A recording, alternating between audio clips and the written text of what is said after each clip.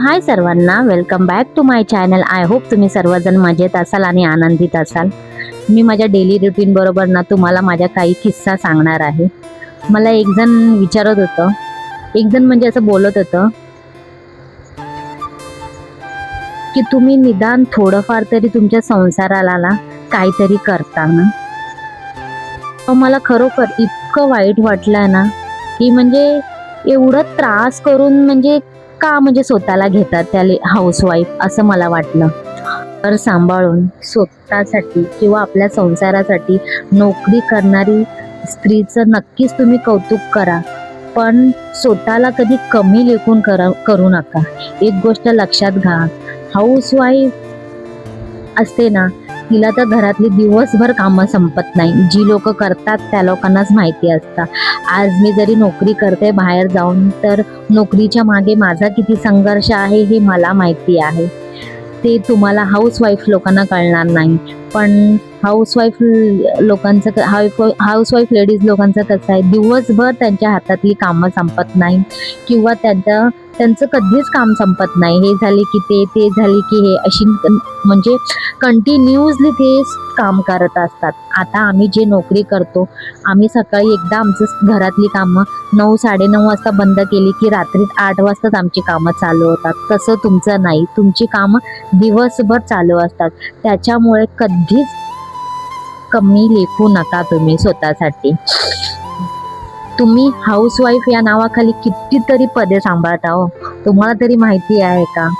तुम्ही तुमच्या घरासाठी एकटेच आहात, पण खूप काही पदे आहेत तुमच्या खाली. तुम्ही स्वतःवर घेतलेली आहेत. तुम्ही तुमच्या मुलांचे टीचर आहात, एक स्वयंपाक करणारी लेडी आहात, एक साफसफाई करणारे हाऊसकीपर आहात, प्रत्येकाचे नाते सांभाळणारे रिलेशनशिप मॅनेजर आहात. एवढी सगळी पदं तुम्ही एकट्या सांभाळतात. आणि आम्ही नोकरी करणारे, जी लोक नोकरी करतात त्या लोकांना तिथे नोकरी जागी प्रत्येक पद वेगवेगळ्या प्रकारे वेगवेगळ्या नावाने ठरलेले असतात. त्याच्यामुळे तुम्ही कधी स्वतःला ना म्हणजे असं कमी लेखू नका की मी एक फक्त हाऊसवाईफ आहे. फक्त हा टॅग ना काढून टाका. त्या होममेकर आहात ना, हेच तुम्ही मेन म्हणजे तुमचा मॅनेजमेंट आहात. दुसरी गोष्ट म्हणजे आपण स्वतःला कधी कमी लेखलं नाही पाहिजे. आपण काय करतोय माहिती आहे, आजकाल आपण जे सोशल मीडियावर बघतो ते असं वाटते की त्यांचं किती लाईफ म्हणजे किती इझी आहे, पण त्यांच्या मागे किती कष्ट आहे. म्हणजे त्या पडद्यामागे किती त्यांना मेहनत करावी लागते, किती कष्ट करावे लागतात, हे आपल्याला दिसत नाही. आपल्याला ना त्या लोकांची ना फक्त लिमिटेडच म्हणजे लाईफ दिसते, त्यांचे सुखच दिसतात. त्या लोकांचं किती स्ट्रगल आहे ते आपल्याला दिसत नाही. त्याच्यामुळे ना एक गोष्ट लक्षात ठेवा, आपण ना कधी स्वतःला ना कधी कमी लेखायचं नाही. आपल्या आयुष्याचं ना खरं सौंदर्य ना म्हणजे ना आपल्या घरातली शांतता आहे. आपण काय करतो, आपण दुसऱ्यांचं ना सुख बघून आपल्याला एवढं दुःख का असं म्हणून ना आपण स्वतःची तुलना करून घेतो की आपल्याच घरात आपलं एवढं दुःख का, असं आपण ना म्हणजे आपण आपल्या स्वतःच्या मनाला किंवा आपण स्वतःला त्रास करून घेतो. पण असं न करता तुमचं घर, तुमचं कुटुंब, तुमचं संघर्ष हे त्या लोकांपासून ना फार वेगळं आहे. कधीही कोणासोबत ना तुलना केली नाही पाहिजे. जर तुम्हाला तुलनाच करायची आहे ना, तुम्ही स्वतःशी तुलना करा. मला असं वाटतंय, जेव्हा मनात तुलनेची भावना येईल ना, तर तुम्हाला तुमच्या मनात असं काही येईल ना, तर तुम्ही ना तुमची तुलना ना तुमच्या कालच्या सोबत करा. म्हणजे तुम्हाला कळेल की आपण काल काय होतो आणि आज काय आहोत. आपण काय करतो, आपण दुसऱ्याबरोबर आपली तुलना करायला बघतो. एकतर आपण आपल्या आजूबाजूंची तुलना करतो, या तर सोशल मीडियावर आपण बघून आपल्याला असं वाटतं की आपण ह्यांच्या बरोबरीने का नाहीये. पण नाही, आपली लाईफ वेगळी आहे, त्यांची लाईफ वेगळी आहे.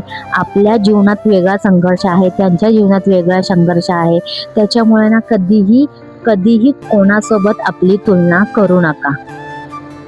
हे असं मनात आणायचं आहे की हे माझं आयुष्य आहे, हे माझ्या पद्धतीने जगते, तेवढंच आपल्याला पुरेसं आहे. मनात अजून एक दुसरी गोष्ट लक्षात ठेवा, मनातल्या भावना ना कधीच ना दाबून ठेवू नका. ह्या भावना जर दाबून ठेवला ना, त्याचा ना आपल्याला ना इतर ना कधीही आपल्याला फ्युचरमध्ये ना प्रॉब्लेम्स होतात.